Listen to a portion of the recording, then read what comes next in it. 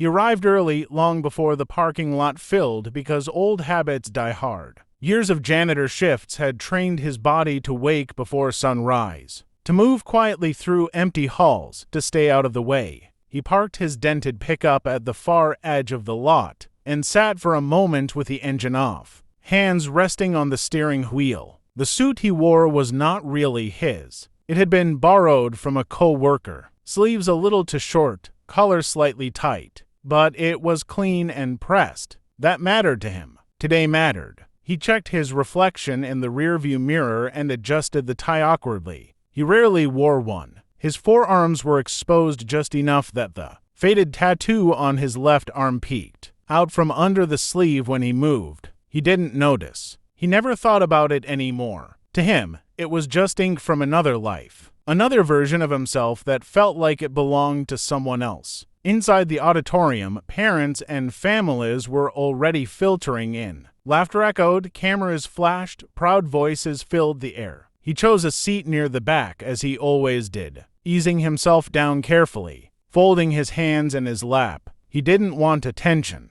He just wanted to see his son walk across that stage. When his boy had been little, he used to sit like this at school events too, at the edge, quiet, watching. He remembered wiping cafeteria floors late at night and then waking up early to pack lunches. Remembering parent-teacher conferences where he stood in borrowed jackets, feeling the weight of unspoken judgments. A single dad, a janitor. People never said anything outright, but he felt it in the glances, in the way conversations shifted when he joined them. Still, none of that mattered today. Today, his son was graduating. The music swelled, and the graduates filed in wearing matching gowns, faces glowing with excitement and nerves. He scanned every face until he found him, taller than he remembered, broader shoulders, the same eyes. Pride welled up in his chest so suddenly it almost hurt. He swallowed hard and blinked, refusing to let tears fall yet. As the ceremony began, a man in a crisp navy uniform entered quietly from the side aisle. The captain's presence was commanding even without words. His posture was perfect, his movements precise. He wasn't scheduled to speak, but he had been invited as a guest of honor and alumnus. A decorated officer, someone the school admired. He took a seat several rows ahead, nodding politely to those around him.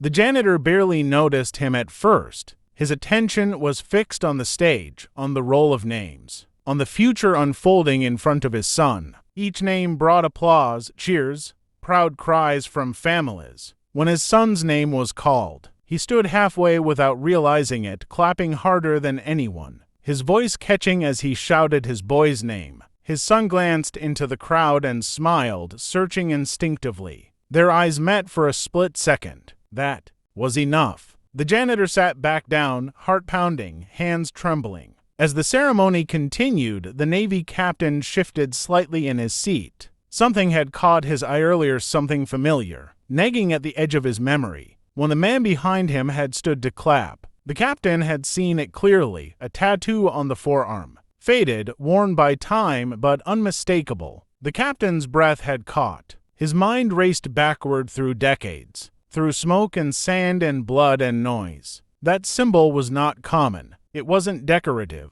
It wasn't random. It was earned. He waited, forcing himself to stay still, to be sure. When the janitor stood again briefly to applaud another graduate, the sleeve shifted just enough. The tattoo confirmed it. The captain's hands tightened into fists. His throat closed. He hadn't felt like this in years. When the ceremony ended, families surged toward the graduates, laughter and tears blending together. The janitor remained seated for a moment, letting the crowd thin. He didn't want to rush. He didn't want to get in the way of families who looked more polished, more deserving in the eyes of the world. He stood slowly and turned toward the aisle just as the Navy captain approached him. "Sir," the captain said, his voice steady but strained, "may I speak with you for a moment?" The janitor froze. He glanced down at his shoes, suddenly aware of the scuffed leather, the way his suit didn't quite fit. He nodded, unsure. The captain gestured toward the man's arm. "Your tattoo?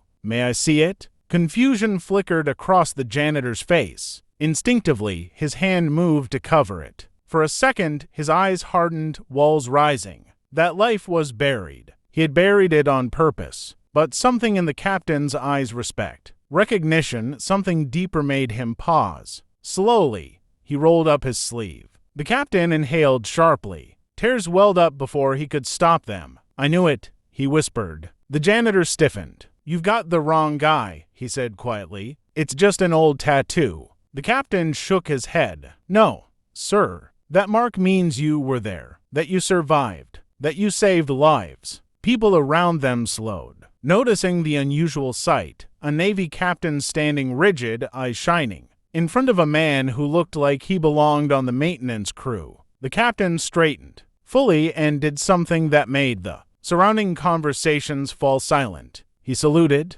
The janitor's breath left him in a rush. You don't need to do that, he murmured, panic creeping into his voice. Yes, I do, the captain replied, voice thick. Because men like you don't get thanked enough. Memories surged despite the janitor's efforts to keep them down. Long nights. Orders barked through chaos. Friends whose faces he never forgot. A promise he made to himself when it was over that he would choose a quiet life. A simple life far away from uniforms and salutes and reminders. I just did my job, the janitor said, almost pleading. The captain lowered his hand slowly. So did I, and I wouldn't be here without men like you. A small crowd had formed now. Parents, students, teachers watching with confusion and curiosity. The janitor's son, diploma in hand, noticed the gathering and pushed his way through.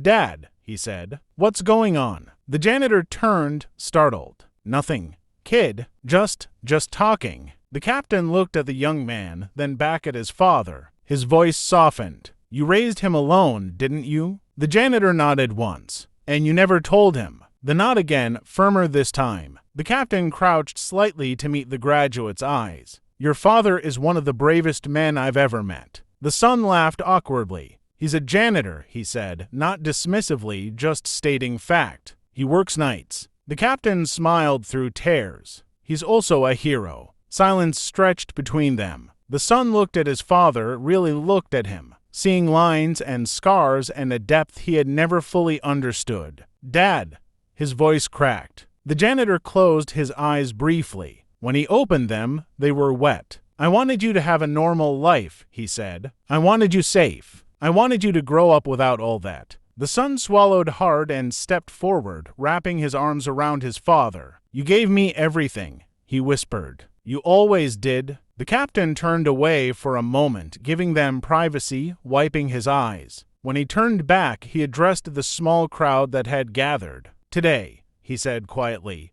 we celebrated graduates, but we should also recognize the sacrifices that got them here. He looked directly at the janitor. Some heroes don't wear uniforms anymore. Some clean floors, work double shifts, and sit quietly in the back so their children can stand in the light. Applause started softly, uncertainly, then grew. Teachers clapped, parents clapped, students joined in. The janitor stood frozen, overwhelmed, his son's arm firm around his shoulders. He had never wanted recognition. He had never asked for it. But in that moment, surrounded by strangers who suddenly saw him clearly, he felt something he hadn't felt in a long time. He felt honored. As the crowd slowly dispersed, the captain shook his hand firmly. Thank you, he said again, simply. The janitor nodded, unable to speak. Later, as he walked out into the sunlight beside his son, diploma tucked under his arm, the world felt different. Not louder, not flashier, just lighter. He opened the door of his old truck and glanced back at the building one last time. He had come quietly, expecting to leave the same way. He didn't. He left seen, respected, and proud not of the tattoo, not of the past, but of the man walking beside him, and the life he had built in silence,